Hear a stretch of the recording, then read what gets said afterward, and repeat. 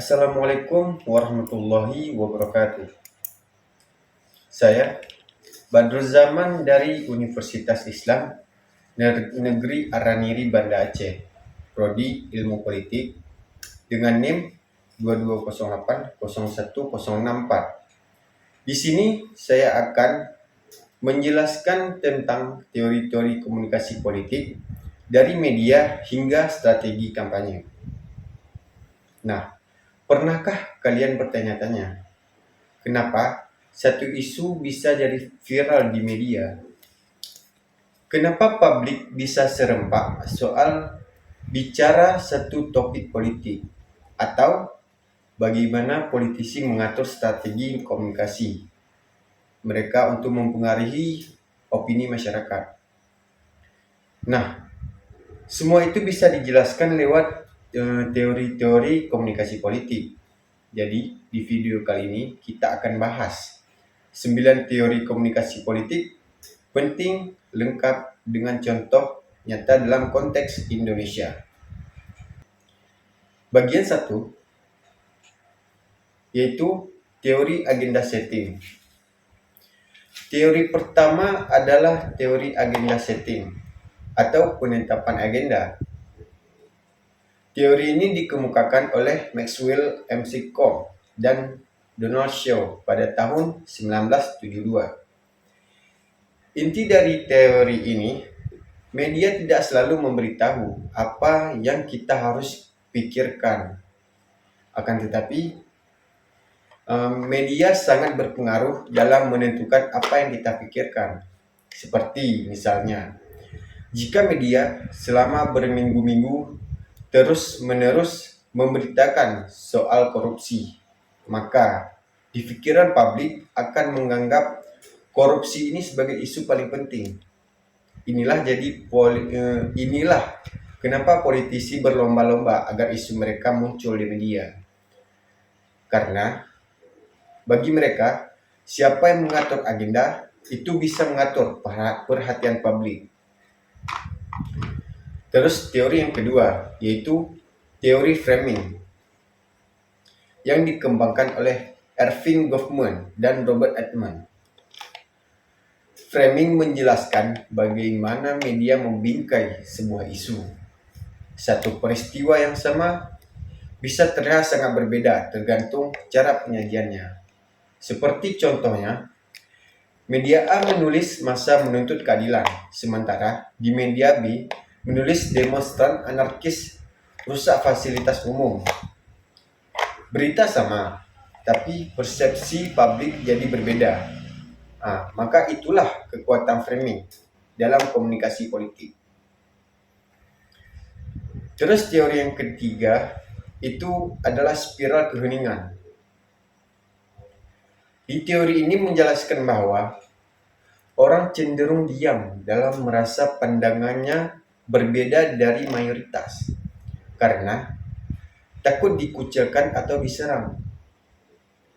Seperti contohnya di media sosial, pendukung partai kecil mungkin enggan bicara karena takut diserang oleh pendukung partai besar.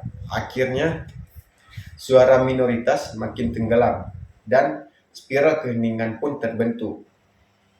Nah, terus di teori keempat adalah teori penggunaan dan kepuasan.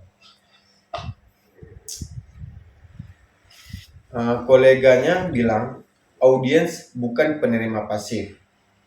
Kita aktif memilih media sesuai kebutuhan. Entah itu untuk cari informasi, hiburan, atau sekedar validasi pandangan. Seperti contohnya, seseorang yang mendukung calon A akan lebih sering menonton media atau akun yang pro terhadap calon A. Inilah yang membuat munculnya fenomena echo chamber di media digital. Terus, teori aliran dua tahap dari Paul Lizarfon. Di teori ini mengatakan bahwa pesan politik tidak langsung memengaruhi publik luas, akan tetapi melainkan melalui opinion leader, tokoh berpengaruh yang menafsirkan dan menyebarkan pesan. Dalam konteks Indonesia, opinion leader bisa berupa seperti tokoh agama, selebgram, atau influencer politik.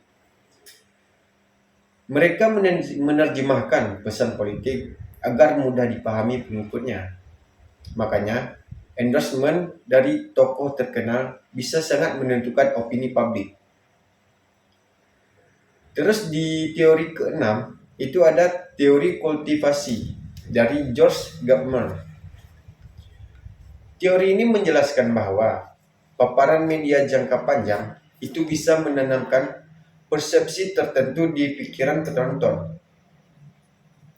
Seperti misalnya, kalau televisi terus menampilkan sosok pejabat tertentu sebagai penyelamat bangsa, publik bisa mempercayai citra itu, meski tanpa data yang jelas.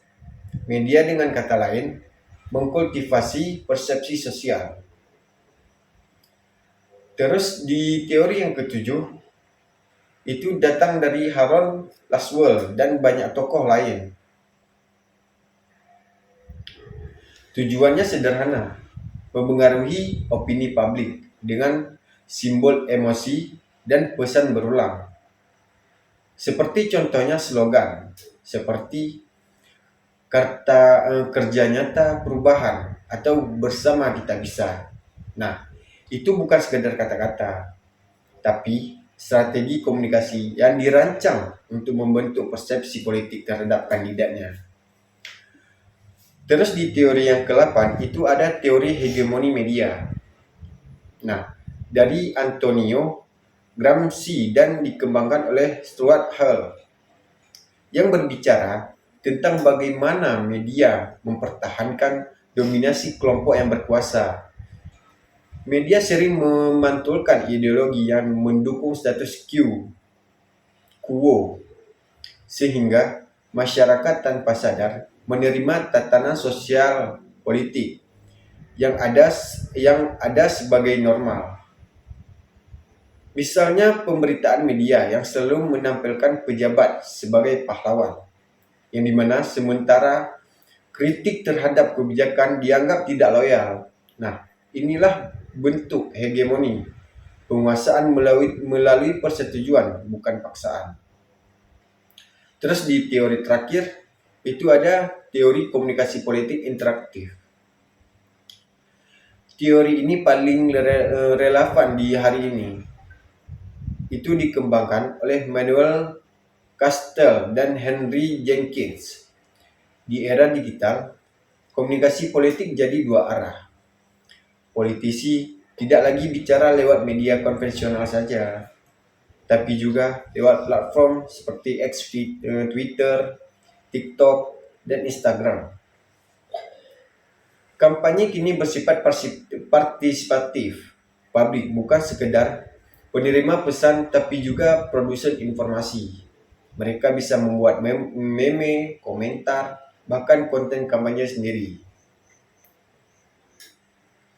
Jadi, kesimpulan yang bisa kita ambil dari teori-teori yang udah kita sebutkan tadi, komunikasi politik bukan cuma sekedar soal berbicara, akan tetapi tentang siapa yang mampu mengendalikan makna, mulai dari media, pesan, hingga cara publik menafsirkan isu. Nah, dari 9 teori tadi, mana yang paling kalian rasakan pengaruhnya di politik Indonesia saat ini? Mungkin itu saja yang dapat saya sampaikan. Lebih dan kurang, saya mohon maaf. Saya akhiri. Assalamualaikum warahmatullahi wabarakatuh.